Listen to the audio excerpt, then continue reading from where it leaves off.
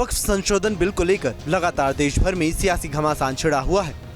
अब एक बार फिर से वक्फ संशोधन बिल चर्चाओं में है। जी हाँ, जिसको लेकर अब सियासी बयानबाजी भी तेज हो गई है। जमीयत उलेमा ए हिंद के अध्यक्ष मौलाना अरशद मदनी वक्फ संशोधन बिल को लेकर बड़ा बयान दिया है। उन्होंने कहा कि इस मुल्क में रहने वाले मुसलमानों के लिए जहन्नुम बना रहे हैं। जो हो रहा है वो मुल्क को आग लगाने के लिए है। दिल्ली के अंदर हमारी मस्जिदें 400-500 साल पुरानी हैं। हिंदुस्तान का वो तबका जो इन जमीनों को हड़पना चाहता है वो कहां से 500 साल पुराने दस्तावेज पेश करेगा। मदनी ने अपने बयान में सरकार को घेरते हुए कहा कि आप मुसलमानों की जमीन को हड़पना चाहते हैं। साथ ही उन्होंने कहा वक्फ अल्लाह की मिलियत में दी गई है, हम बाहर से नहीं आए हैं। अगर हिंदू गुज्जर है तो मुसलमान भी गुज्जर है, अगर हिंदू जाट है तो मुस्लिम भी जाट है। कश्मीर जाके देखो, वहाँ मुस्लिम भी ब्राह्मण है, जिसको जो मजहब पसंद आया उसमें चला गया। साथ ही मदनी ने आगे कहा हिंदू अलग, मुसलमान अलग, सिख अलग, लेकिन हम कहते हैं हिंदू मुस्लिम सिख ईसाई सब भाई हैं। आज भाईचारे को आग लगाई जा रही है। मदनी ने जम्मू कश्मीर का जिक्र छेड़ते हुए कहा जम्मू कश्मीर में आपने सेकुलरिज्म को आग लगानी चाहिए। इसका नतीजा हुआ कि बीजेपी हार गई।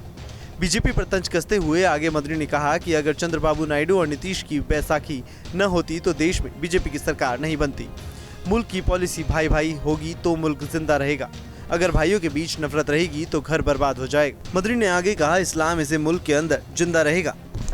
इस्लाम का चिराग हिंदुस्तान में जलता रहा था और आगे भी जलता रहेगा।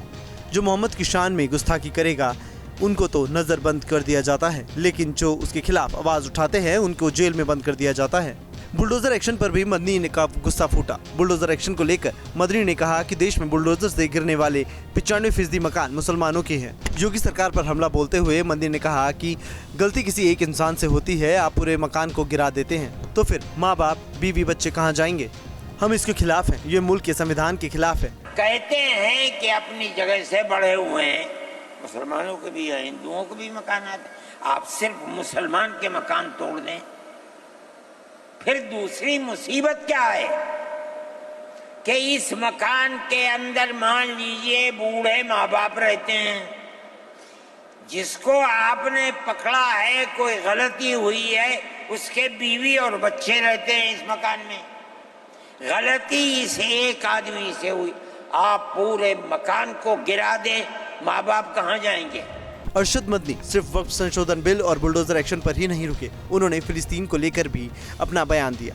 फिलिस्तीन के मुद्दे पर मदनी ने कहा कि जिस दिन पहला हमला फिलिस्तीन ने किया उस दिन भारत के प्रधानमंत्री ने कहा कि ये दहशतगर्द है। मुझे ये सुनकर अफसोस हुआ। मैं उस वक्त कहा कि जो ये कहते हैं कि दहशतगर्द है तो फिर गांधी और नेहरू विद्यासागर थे जिन्होंने गुलामी की जंजीरों को तोड़ा।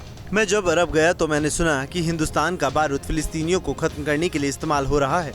यहाँ तक मुझसे कहा गया कि हिंदुस्तान के फौजी भी फिलिस्तीनियों को मारने में लग गए हैं। मैं इस बात का दावा तो नहीं करता हूँ, लेकिन पीएम को अपना दामन साफ करना चाहिए। इसी की तरह कई तरह के मुद्दों पर अरशद मदनी ने अपनी प्रतिक्रिया दी, जिसको लेकर एक बार फिर से देश भर में सियासत तेज हो गई है। न्यूज नेशन अब व्हाट्सएप पर खबरों के ताजा अपडेट के लिए न्यूज नेशन के इस QR कोड को स्कैन करें।